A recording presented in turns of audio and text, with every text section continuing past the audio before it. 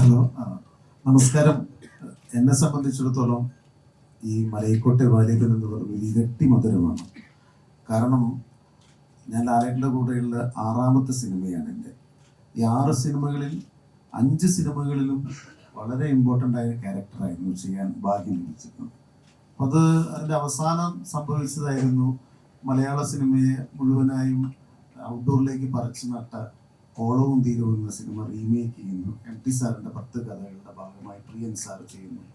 അപ്പോൾ പ്രിയൻ സാർ ഒരു ദിവസം രാത്രി വിളിക്കുന്നു.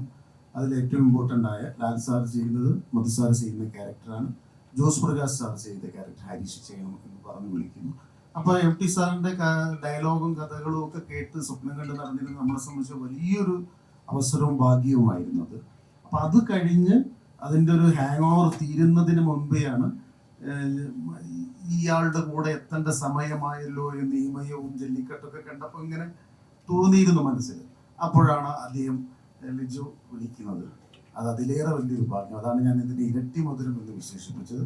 വീണ്ടും ലാലേട്ടനോടൊപ്പം ആരും കൊതിക്കുന്ന, ഏതൊരു ആക്ടറും കൊതിക്കുന്ന ഒരു കഥാപാത്രം തന്നെ തന്ന് വീണ്ടും അദ്ദേഹത്തോടൊപ്പം കുറേ മാസങ്ങളോളം, സാധാരണമുള്ളൊരു സിനിമയിൽ 3-4 ദിവസം കഴിഞ്ഞ് വരുന്നു, പോകുന്നു, വീണ്ടും ജോയിൻ ചെയ്യുന്നു, അങ്ങനെയല്ലാതെ ഒരു കൊല്ലത്തിൻ്റെ തുടക്കത്തിൽ തന്നെ ഒരു 5-6 മാസത്തോളം പ്രതിഭയോടും പ്രതിഭാസത്തോടും ഒപ്പം തന്നെ ഇങ്ങനെ ഇഴുകി ചേർന്ന് പ്രവർത്തിക്കാൻ സാധിച്ചു എന്നുള്ളതാണ് ഇതിൽ ഏറ്റവും വലിയ സന്തോഷമായ കാര്യം. ബാക്കി നമുക്ക് പിരിയും സംസാരിക്കാം.